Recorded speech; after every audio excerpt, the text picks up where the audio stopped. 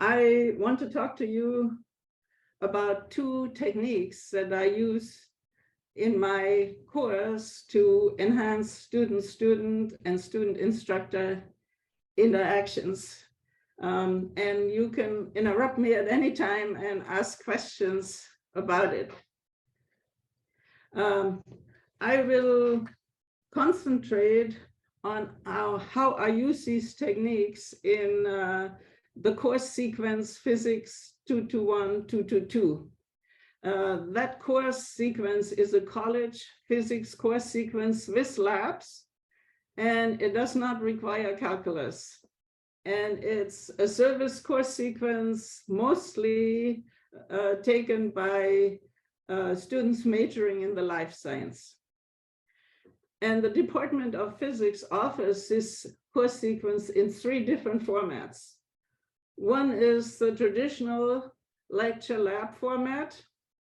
One is a hybrid, what we call studio physics format. And one is an asynchronous, totally online format. And it's important to note that the students have a choice. They can choose which format they want to take this class in. And this semester, I teach Physics 221. It usually alters from semester to semester in both the hybrid format, which has 175 students in it, and in the online format, which has 275 students registered.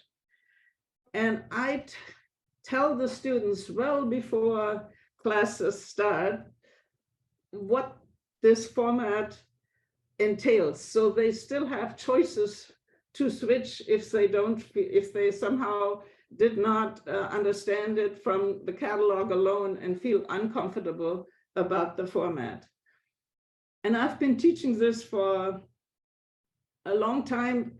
I've been teaching in the hybrid and online format together since fall 2020, and each year, each semester, essentially, I make incremental changes to it. So the course changes, but not totally changes, but just incremental changes. So the way I set up the course is that Physics 221 has a Canvas site, obviously, and it has a website that is linked from Canvas. And the website holds all the materials that the students have to read. And it's a class material that I have developed. And it also holds all the materials that are required for the labs. And the material is divided in 12 modules, and students are required to complete 1 module per week. And the class has a strict schedule, which the students can find both on the Canvas site and on the class website. They have to submit 2 homework assignments, which are in the format of Canvas quizzes each week, 1 lab report each week, and they have to participate into a discussion or communication forum each week. I tried to show you this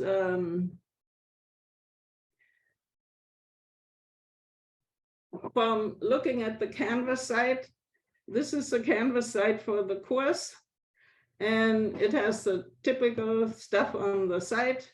And then to get to the class material, students just have to click on the link, and that brings them to the class website.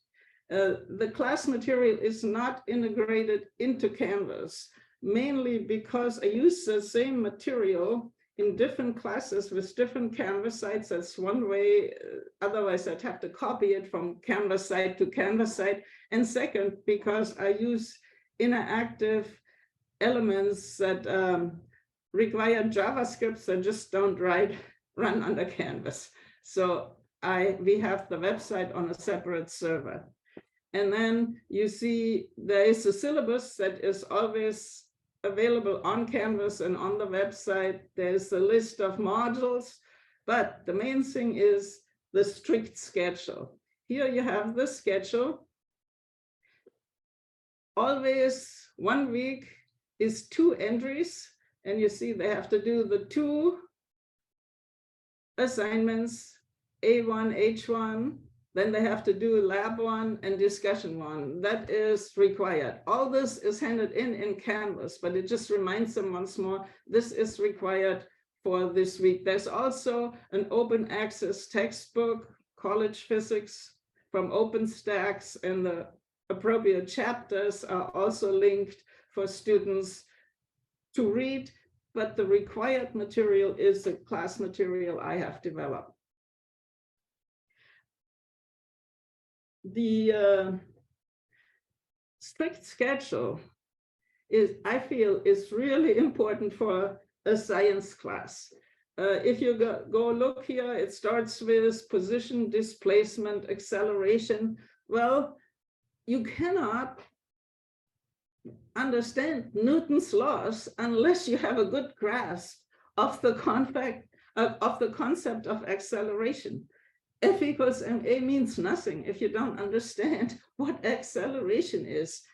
And then the next module is application of Newton's laws. And you cannot apply Newton's laws if you don't understand them. So you have to make sure, you cannot say, oh, you can hand this in later, or you can work on your own pace and I'll accept it in the 3rd week. Because if each module builds on each other, and if a student falls behind, then it is really hard to catch up again. So that's why we have the really strict schedule for the classes. And both the hybrid and the online class have the same strict schedule. The schedule is actually exactly the same for the hybrid class and for the online class, and the class material that the students have to work with is exactly the same for the hybrid and the online class. Now, the class material is text-based.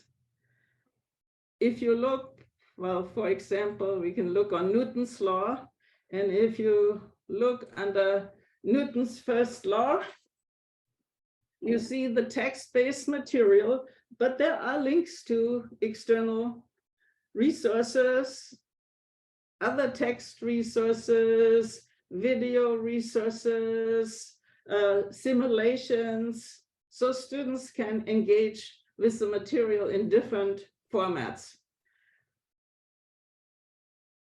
There is also, for each module, questions embedded into the module. Like, for example, here is embedded question 1 for this module. And the embedded questions ask the students to discuss this question with their fellow students in the discussion forum. The questions are usually things that I know students have misconceptions about, and so they should start talking about it, hopefully working it out by themselves, but if not, then with feedback from the instructors. So going back to Canvas, in addition to this material on Canvas, I also have module summaries. These are PDFs. These are very much a summary of the slides that I would use in a lecture base in the hybrid course. Not the, well, there are some of the type of clicker questions that I ask, but I have the questions there, and then they can look and also get the answer and an explanation of the answers. These summary slides are used quite extensively by the students, particularly once they start studying for the test, because it puts everything once more together. I also have short video clips under Ponapto video.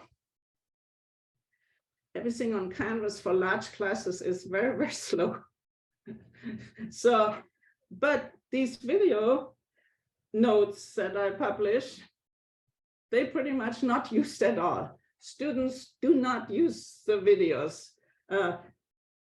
At most of the 275, 5 students look at a video, and they usually don't look at the whole thing. They look at maybe 1 or 2 sections of it, but not at the whole thing. And it could be that I make really, really boring videos. That could be the case. But I know that another instructor in our department makes really, really great videos, and he has the same experience. People look at the PDFs, but they just don't look at the videos. So I don't know why, but they do not look at that. They don't like this particularly.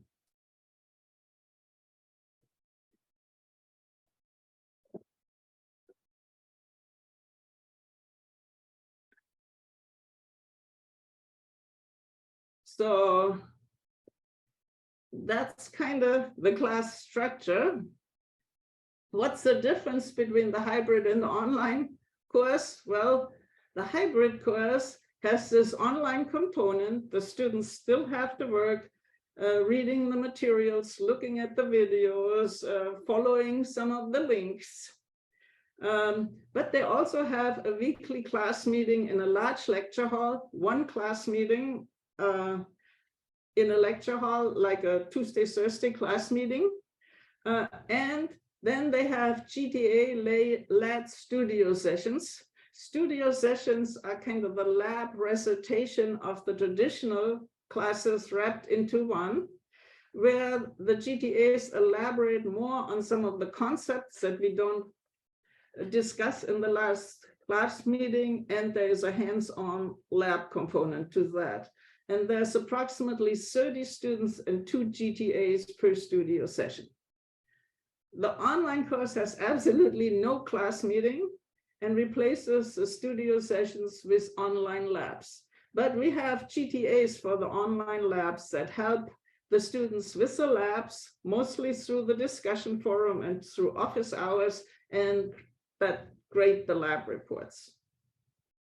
So what always has puzzled me is, why do students consistently state that the online course provides them with more individualized feedback than many of the other courses? That comes from the course evaluations. But another thing is, why do students in the online course perform significantly better on the same tests under exactly the same conditions? Because everybody has the online tests under exactly the same conditions than the students in the hybrid course. And I've thought about that this might actually be because it's a different population. Students choose to be in the online course, and students that choose online instructions might be a different population than students that choose in-person instructions. And there is something to that, but that's not the complete story, because I made changes to the hybrid course that reduce that difference. So I know what works and what doesn't work by having made these changes over the years.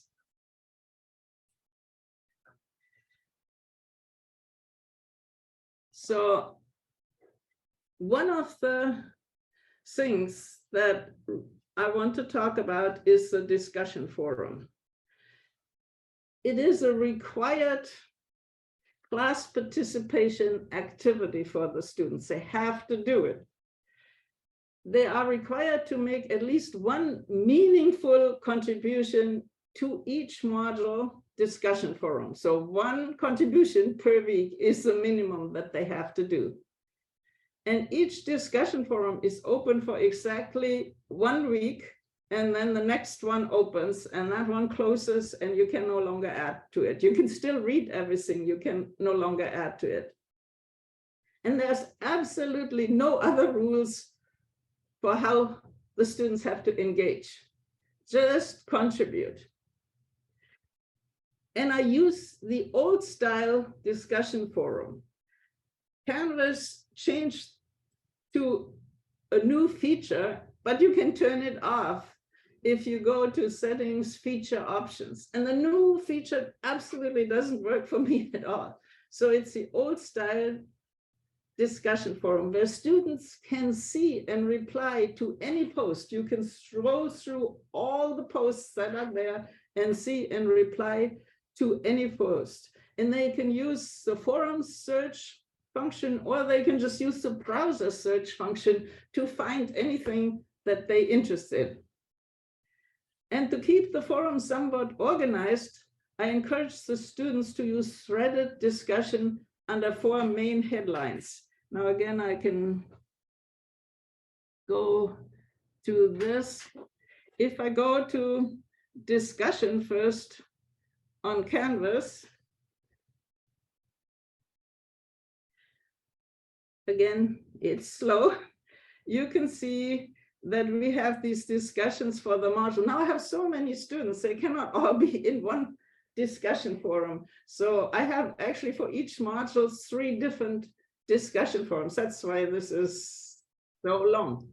But you can see that there's always a lot of contributions to each forum per week. Students have to do it, so they do it, I guess. So right now we're on the last one. And so how to get it started, because the last one, everything has already started. I'm just showing here how I set it up to keep it a little bit organized, because if it's so free, then how do you find something? So I asked them, first of all, to use threaded discussions. And then I give them 4 topics under which to post depending on what they want to talk about. Obviously, students want to talk about their homework problems, and I have some extra credit problems that are harder problems, and they want to talk about and discuss this. Then there is the lab topics that is mostly handled by the lab instructors that answer all the questions that they normally would answer there. Then there is the topics of the embedded questions, where students are discussing their opinions and hopefully converging to some understanding of the physics. In the asked for in the embedded question, and other is anything that doesn't fit into these categories, and that works reasonably well.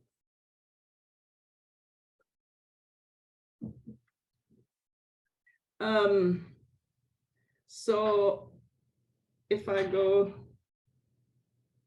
back to the PowerPoint, first of all, the forums work best if you have about 50 to 70 students contributing. If it's too small, like I have another online class which has only 15 students, and it works, but not that great. There's not that much discussion. There are not enough students there. But if you have about 50 to 70 students, there are always some students that jump in right away as soon as a discussion forum opens. And they post questions, they post statements, they address the embedded question, and they get things started.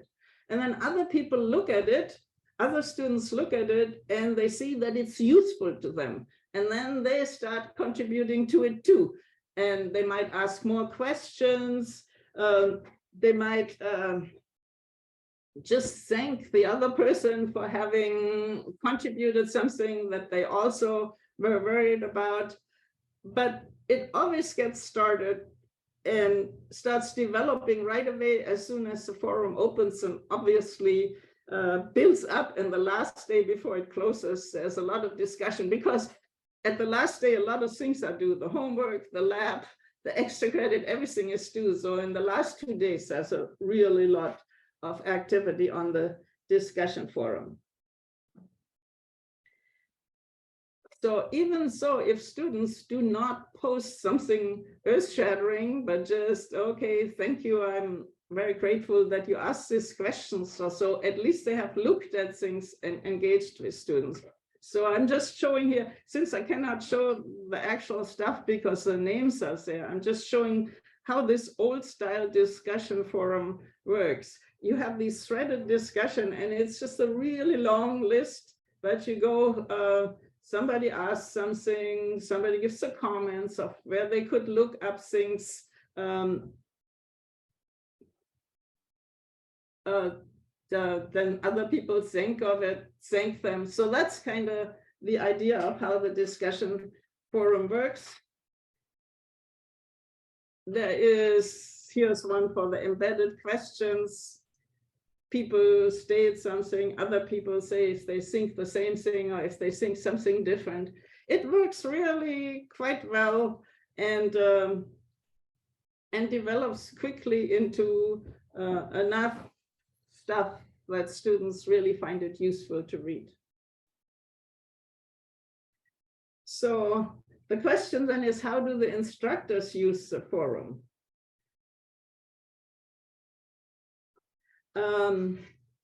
I, in my class, and 5 GTA co-instructors assigned to the online course read every post. We actually read every post. We provide feedback to every question that has not already been asked or answered in the forum. GTAs are normally assigned to teach and create 2 in-person lab sections with recitation. That's 2.5 to 3 hours per section. So that's in the order of 5 hours a week that they would spend face-to-face with students.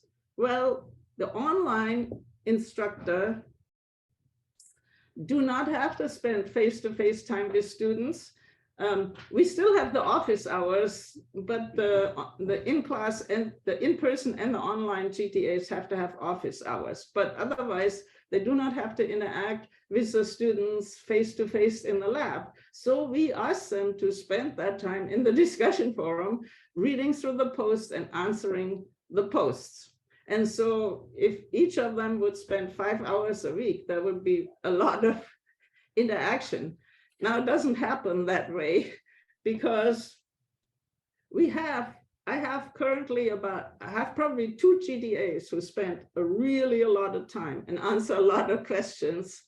I have 2 GTAs that spend some time, but definitely not that many hours in the forum, and have 1 GTA who just does not do anything, and I can't do nothing about it. And the others just take up the slack, and I take up the slack. But we have agreed that different instructors monitor the forum at different times. So each forum is addressed at least 4 times a day, probably more. So students get really quick feedback because we have this many students, we have this many instructors, so we can get to them in a reasonably quick time. Often, once an instructor has provided feedback, given a hint to reading materials, and so on, then other students pick up this feedback and expand on it for the other students, and that is really appreciated. Students seem to really learn best when they instructed by other students to look at the same resources that an instructor tells them to. But when another student tells them to look at it, they are much more adept to look at it and learn from it.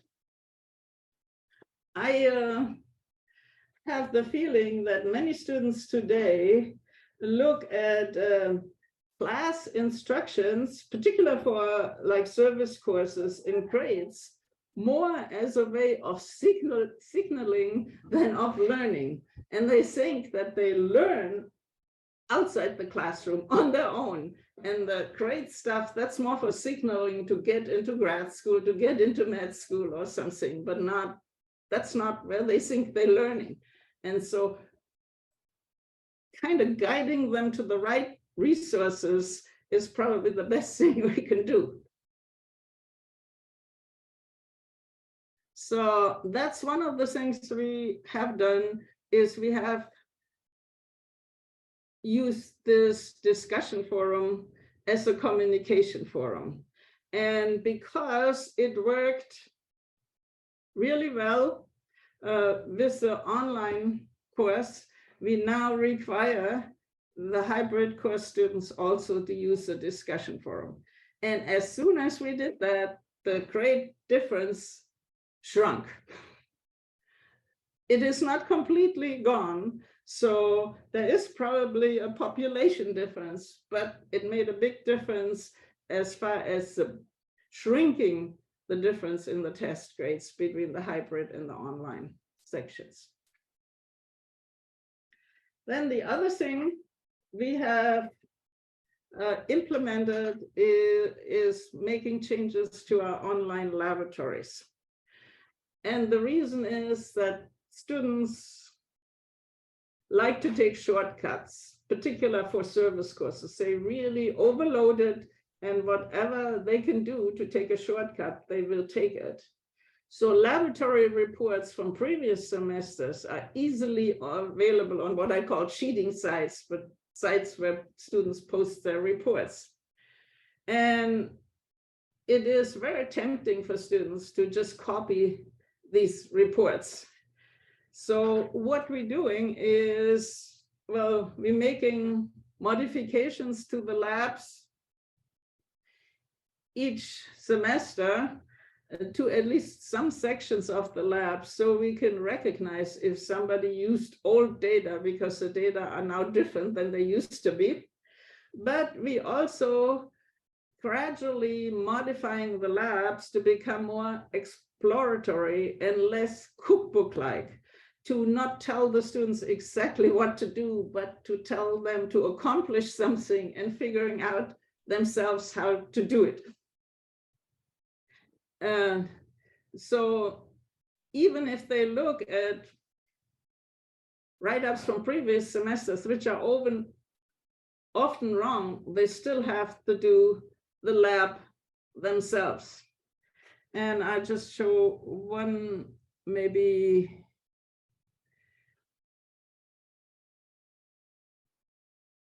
example of a lab that we have developed that kind of is open-ended. We have like this optics lab that I have constructed that looks exactly like the optics lab that people have to do in our actual face-to-face optics lab. They have components. They can, like, here's a polarization lab. They can move components around. There are polarizers, there are class slides. There is a laser. That one at the moment is fixed. They can move a power meter into the laser and read the power on the power meter and so on. So they have to develop a setup like they would do in a normal lab. You can do all the things that you would do in a normal lab, like you can adjust post heights if you want to align things differently. You can rotate the post holders, and you can always look at it in zooming or walk around the table kind of thing. You can rotate the polarizers. So it's pretty free. And then we say, okay, do this. Use two polarizers and establish the law of Malus or something. Or figure out how to set up an experiment so you reflect the laser from a class slide and get polarization by reflection. And then we have talked about this beforehand in the material, but we don't tell them exactly how to do it. And so everybody's setup should look slightly different, because you're not going to put things in exactly the same place.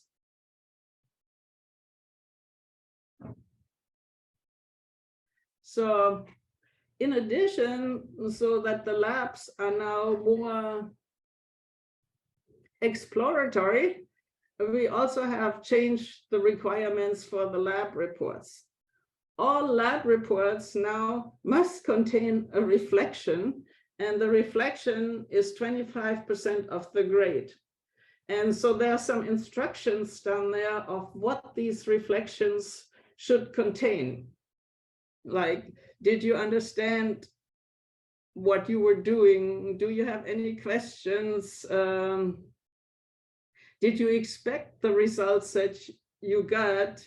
Do you have suggestions on how to improve the exercise? What was difficult? What was easy for you? It doesn't have to be very long, but the lab instructors tell me that they can easily see from the reflection who has actually done the lab and who has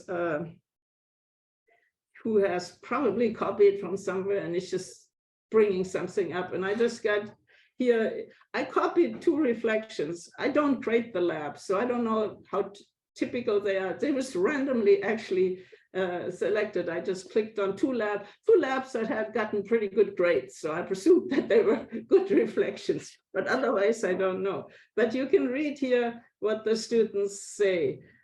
What was the difficulty? I could not figure out how to obtain certain values from the graph, so I struggled a bit. And then with all being said, I can now say for sure that with some help from the discussion pages on the physics side, I have a pretty decent grasp of the question asked in this lab. So it seems reasonably authentic, and we think that this student pretty much engaged with the lab and did something and actually learned something from the lab. Here's another one. Again, people talk about that it wasn't that easy for them, that they had some problems with it, but they used the discussion board where the lab instructors give a lot of feedbacks to help them answering their questions. And then there's open-ended pieces in these labs. This lab referred to a simulation, so they could play around with the simulation and see effects and see if that gives them additional insight about the physics that they were studying. So these are my main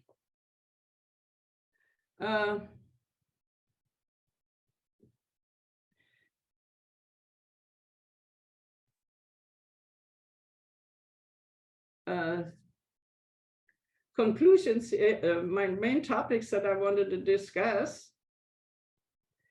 The 2 things that I think made the biggest difference is this discussion forum. And I used a different discussion forum for 1 semester. I used Piazza, and that didn't work very well at all. Even so, it's a nice forum, but it is not well integrated with Canvas. In particular, if you need to put students into different sections, there was all kinds of problems with that. And I just went to the Canvas discussion forum, which I initially wanted to avoid, but I found out that it works quite well. So that's pretty much all I have to say.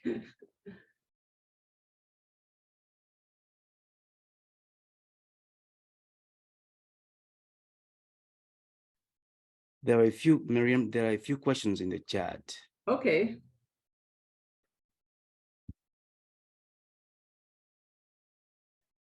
Okay, so there's one question. How many total students do you have in all 3 types of classes, and how many GTAs do you have?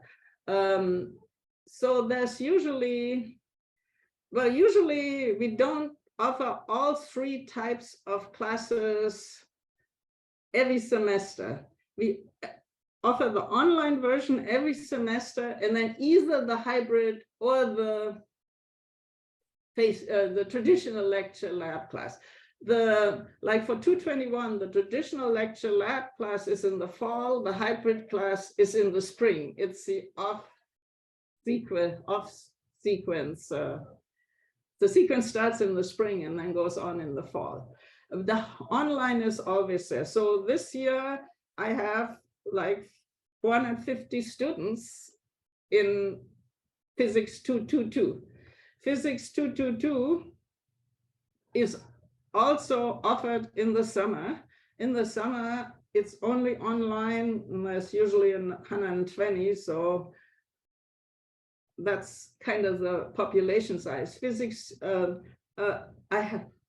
was confused. Right now, I have 450 students in physics 221. Physics 222 has usually somewhat fewer students because, first of all, it's in the summer where there's already students taking it. And then it's not required for all the students that have to take physics 221. But like in the fall, for the fall semester for 222, I already have 200 and about 200 students registered in the online section. Somehow the online section is becoming more and more popular as we go from 221 to 222.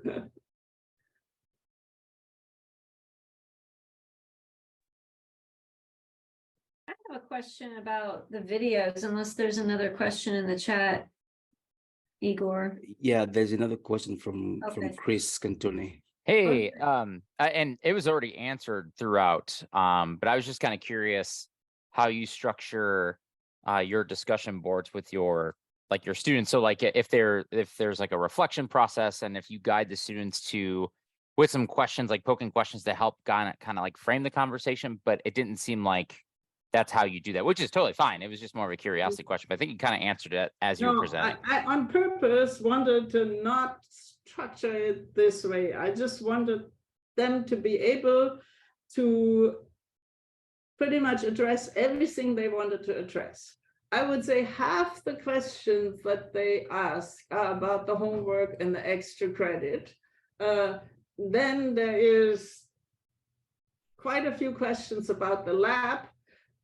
I answer the questions about the homework and extra credit. I do not answer most questions about the lab because the lab instructors take care of that, because they are the lab instructors and they answer the lab questions.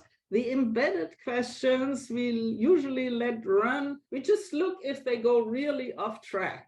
If they go really off track, we jump in and say, hey, you guys are really converging on something that is wrong. You have to look at it this way or something. But usually they kind of by themselves converge onto most students agreeing on the right answer and discussing it further and helping each other. That's quite a bit of, so the lab and the embedded question take most of the other percent. There's always some other might be questions about the textbook. Not that many students seem to read the textbook. I don't get that many questions about the textbook. There's questions about the exam times, questions that about the syllabus that they should have read but somehow missed. Usually they answered by other students that say, hey, you should have looked at the syllabus, it's right there, or something like that. So that's that type of stuff. That sounds great. Yeah. And I'm glad it works out well for you. So thank you. I appreciate you answering the question. Okay.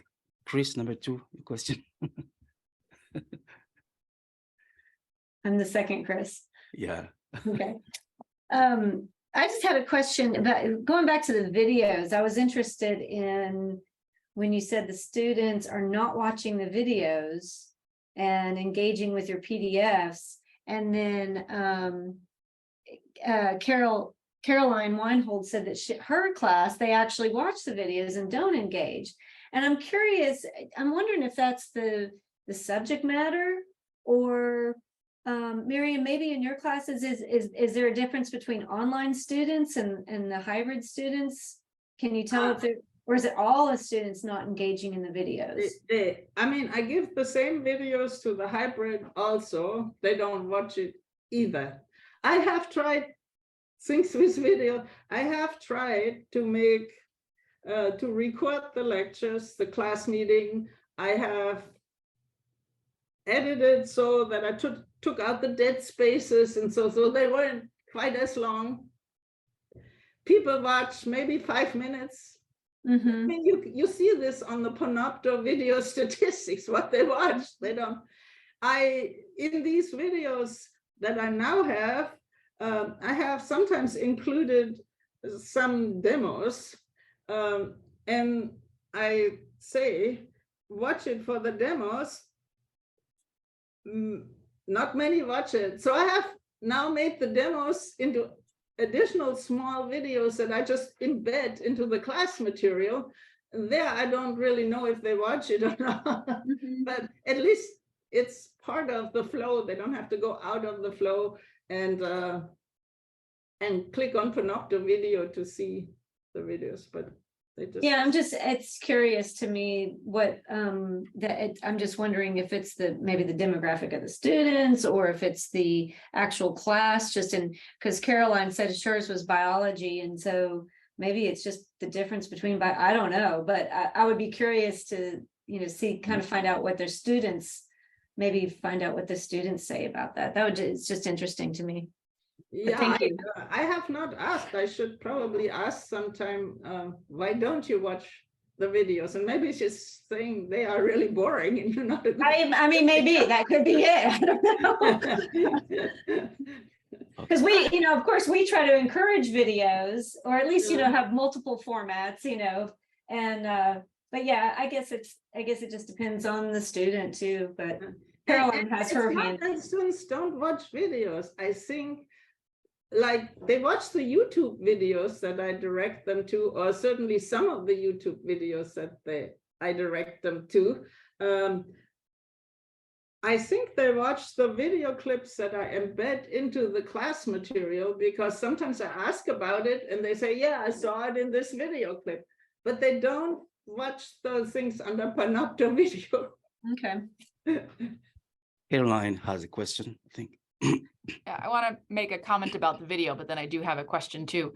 So in the biology courses I was referring to, we don't have an online version. So this is just in-person classes, and we record the videos. And so there, the students just want everything recorded. They don't want to come to class. They don't want to engage wherever. So they just want everything recorded for them. So it was a little bit of a tongue-in-cheek comment. So not an exact comparison, but I agree, there might be some student differences. It might be biology versus more of a math-based physics experience. But the question I did want to ask is, it sounds like now that you've added the discussion forum to the hybrid format, that really the main difference is they either have an online lab or an in-person lab. And in the hybrid format, they also have a weekly discussion section and weekly meetings. Yeah. So I'm wondering, really, why would a student choose hybrid versus asynchronous? Is there a credit difference? Is there a programmatic difference? Do students, why would they choose or be directed to one versus the other? The students in the hybrid class that come and talk to me say they go there because they like the face-to-face interaction with their lab instructors. The lab instructors, the hybrid classes, they do the same simulations like on online, but then they also have hands-on lab. And it happens in a studio physics classroom where they work in groups of 2, and the lab instructors walk around and help them. And the students like that. I mean, there's lots of students who like this personal interaction. They feel that helps them. They don't have to figure it out totally by themselves or have to wait in the discussion forum to get an answer or something. It's immediate. So several students in the hybrid formats that they prefer that, they want to come there. That doesn't necessarily mean they want to come also to a lecture. I usually lose about a third of the students towards the end of the semester in the lecture. The ones that come, they enjoy it because we have nice demos and they like it, but there's a lot of students that just skip it. They don't seem to skip the studio sessions labs, but they skip the lectures. And I think, yeah, like for example, if I didn't have the extensive material, like this is just one example from the Newton's first law, but there's all this text-based material. So if that wasn't there and they had to come to class and and take notes or so, then they probably also would watch the videos because it's hard to take notes quickly. But all the material that I discuss is provided, and then the slides are also provided. So they probably don't feel that my face and my voice adds a lot to it. There's another question in the chat. Lunga is asking, have you tried embedding quiz questions within the Panopto video? No. I know one can do it, but I haven't tried it. But because maybe it's also me. If I would take the class, I wouldn't watch the videos either. Because I'm a learner. I that takes too long to me. I can read much faster than I can watch a video. And if I get stuck on something, I can stop and think about it. And then I go on and read fast again. In a video, it's this pace, I have to stop it. And then if I already know it, it's kind of boring for a while because it goes over stuff that I know. So I wouldn't watch it either. But I know that's just me. Not everybody is that way. There are a lot of visual learners that much rather have videos than text, but still they don't watch it. A quick question, Marianne. So have you heard from other faculty in your department? Do they have the same thing? Like students are not interested in videos, or is it just in your class?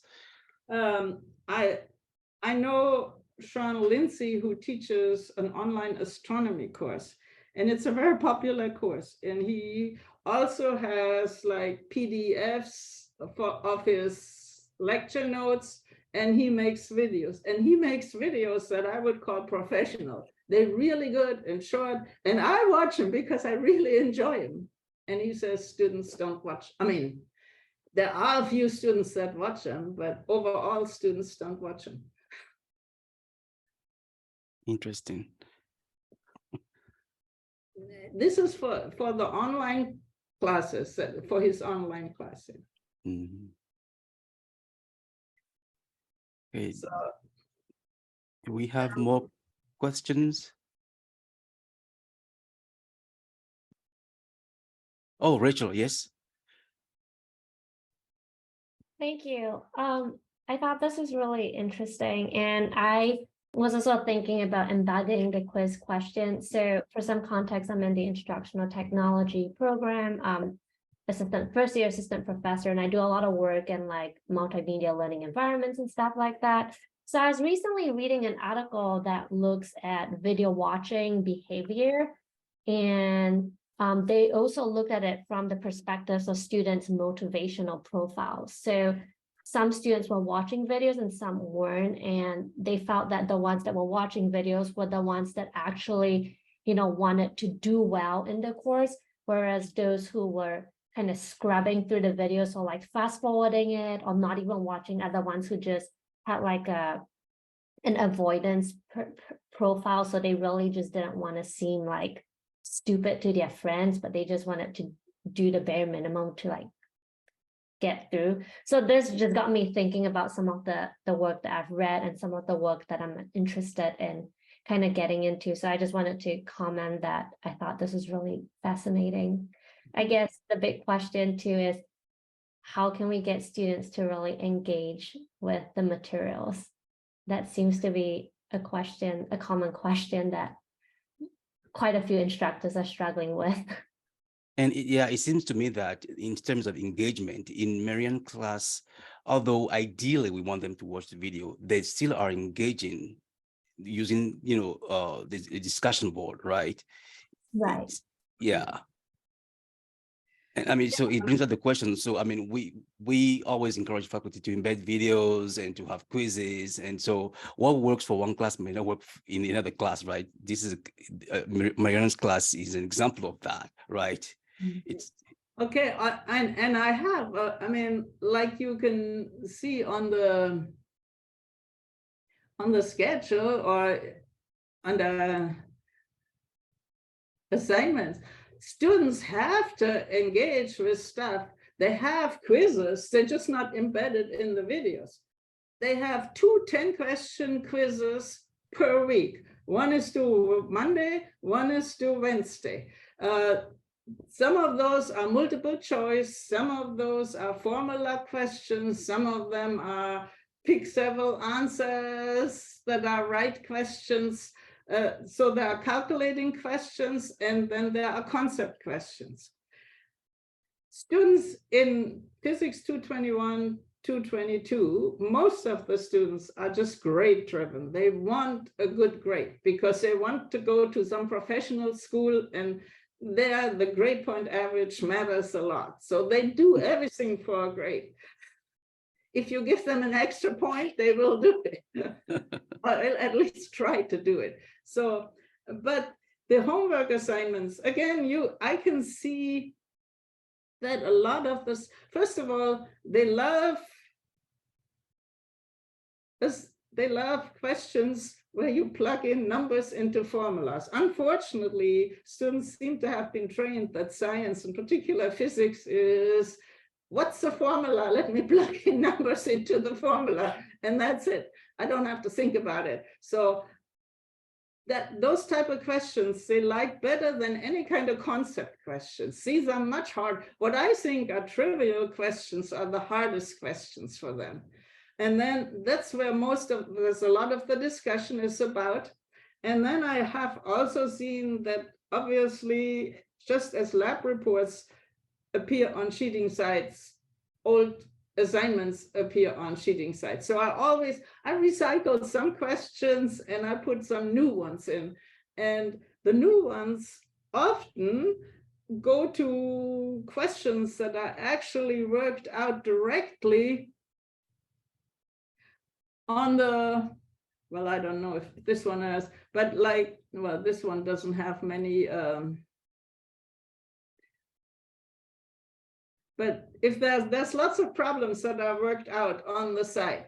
And so I make questions that follow one of these problems very closely. So if they just read the material, then they should be able to do the problem, because, or I make questions about the stuff that's in these red boxes, which I tell them, this is really the stuff, the concepts that are important. And I always make some new questions, and I can see on the discussion forum, if there's questions about the assignments, it's usually about the new questions, because from the old ones, they just already have the answer somewhere on from some old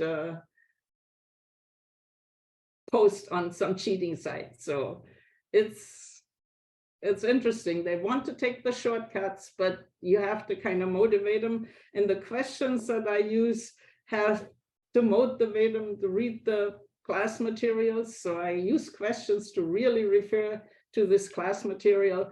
And I also use questions that make them do some of the stuff that they do in the lab. So I make sure they actually did it and didn't just copy it from somebody else. They get random numbers and, for example, have to put them in a spreadsheet, referring to an experiment, but I give them, each student gets different numbers. They have to put it in a spreadsheet and do a linear regression or things like that, and then put the answer into the Canvas quiz. And that helps me make them read the material.